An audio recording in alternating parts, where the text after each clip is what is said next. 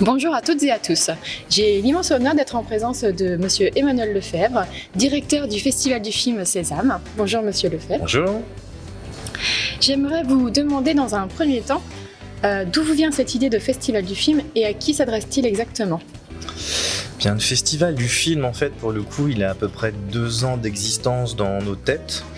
On avait à l'époque chez Sésame le prix DVD. Et on nous dit depuis très longtemps que le support DVD est obsolète, les gens n'en ont plus. Ah oui, très bien, et ça serait bien que du coup les films on puisse les consulter en ligne. Oui, très bien. Mais où ? Quelle plateforme ? Comment est-ce qu'on peut organiser ça ? Et puis on a rencontré un partenaire qui s'appelle La 25e heure en l'occurrence et qui a créé la plateforme Culte et sur lesquelles on s'est dit ça serait intéressant effectivement de travailler ensemble, de pouvoir proposer les films et les mettre à disposition en ligne pour tout le monde. Et en plus c'est un peu l'esprit du cinéma qu'on a envie de mettre en place aussi chez Sésame. On vend beaucoup de billetterie de cinéma à foison et l'intérêt là-dessus c'était de pouvoir en faire profiter un maximum de personnes.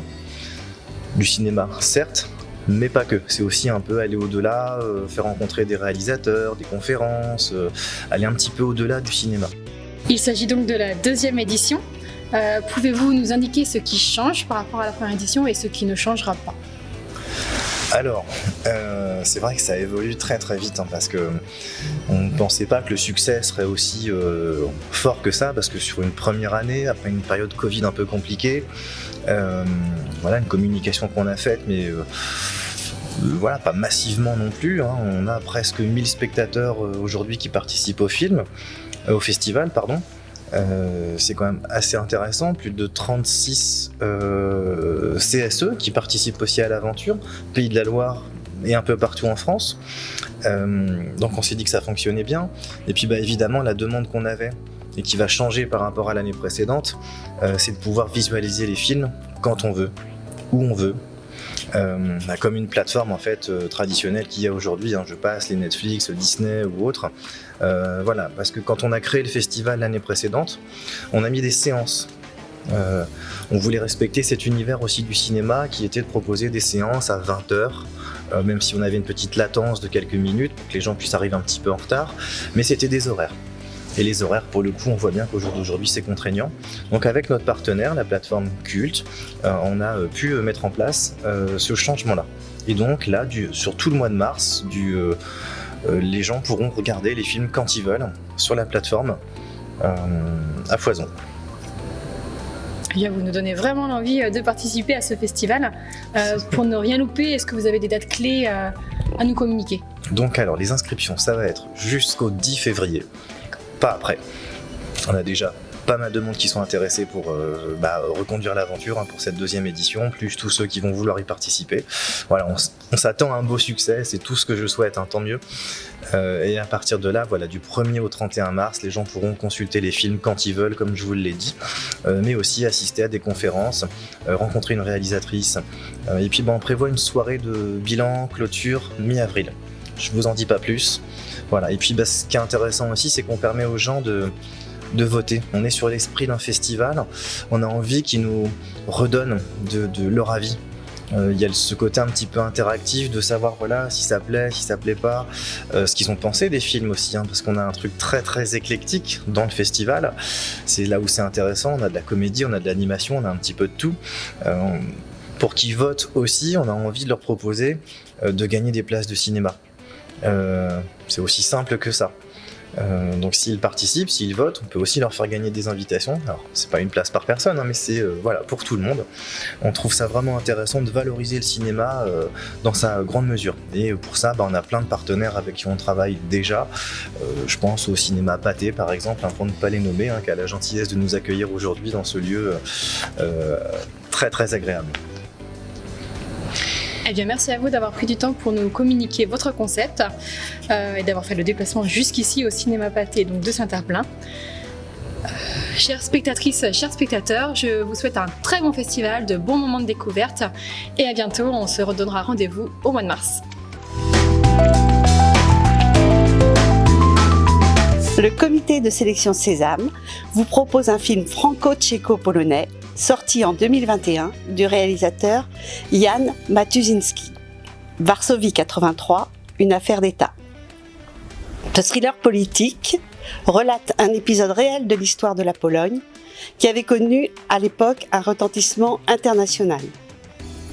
En 3 mots, totalitarisme, mensonge d'État, Solidarność. Nous avons retenu ce film dans un esprit de découverte de cette époque pour les plus jeunes et qui va parler de manière très forte aux générations qui ont connu cette époque. Un film puissant qui peut faire écho à une certaine actualité. Jurek, musisz się ukryć. Operacja Junior, do której zostaliście oddelegowani, ma na celu zniwelowanie tej przeszkody. Zatłukli go na moich orzech i tyle. W korytarzu upadł od razu, oni podnieśli go dalej, go bili. Czy możliwe, żeby te obrażenia powstały wcześniej? Od upadku, przypadkowego ciosu? Pamiętasz, Michał, na co się umawialiśmy? Znasz scenariusz? Nie zepsuj tego tym razem. Je vais vous présenter le film La Traversée, qui est le premier long métrage de Florence Miaille, qui est sorti au cinéma le 29 septembre 2021. Elle a imposé dans le cinéma d'animation son propre style personnel, qui est la peinture animée. Le film raconte le voyage initiatique de 2 enfants, un frère et une sœur, sur les routes de l'exil. Nous tenions absolument à mettre un film d'animation cette année dans la sélection afin de diversifier les genres, et que surtout ce film est une pure merveille d'animation. Il est poétique, tendre, fort et poignant à la fois. Il ne faut surtout pas passer à côté de ce chef-d'œuvre d'animation. Une rencontre aura sûrement lieu au cours du mois de mars autour de ce film, alors restez informés et bon visionnage. Allez, fouillez-moi ça! Les Yeltsin, tous les mêmes! Tout ce que t'as à me donner! Tu te fous de moi? Il faut partir. On va faire comme les autres. Tous les autres.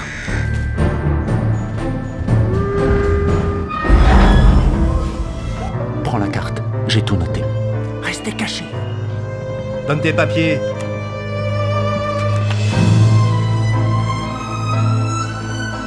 Tout ce qui s'est passé avant, oublie.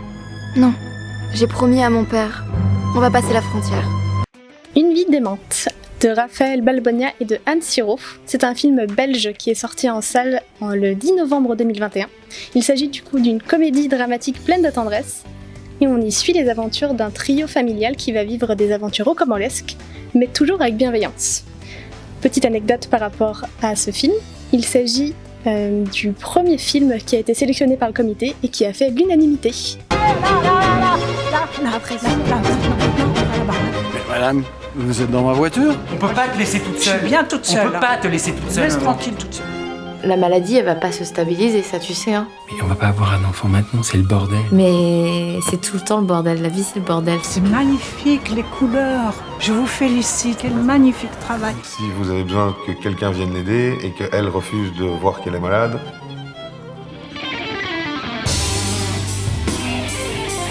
Ah, c'est bien. C'est bien, ouais. Ça vous plaît? Ouais. Le film The Innocent est un thriller fantastique norvégien réalisé par Eskil Vogt et sorti le 9 février 2022. Il a été choisi par le comité de sélection parce qu'il est vraiment atypique.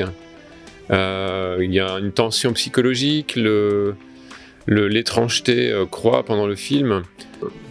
Ce film peut faire penser au film Morse pour ceux qui ont suivi le prix DVD précédemment. Film suédois où il y avait aussi beaucoup d'étrangeté du même style. Hei. Hvem er det du snakker med?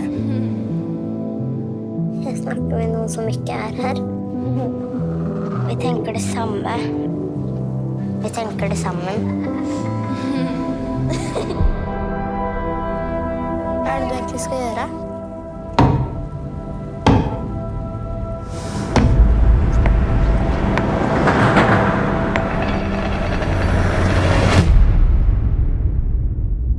Mamma, hva gjør man hvis noen er slemme?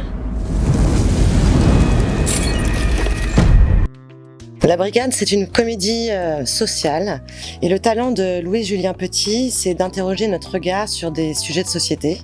En l'occurrence, La Brigade traite des mineurs isolés en situation irrégulière et c'est un film qui porte des valeurs de solidarité, d'humanité, de tolérance qui font du bien. À suivre une tempura, un cannelloni. La poudre d'hibiscus, ça va donner de l'acidité.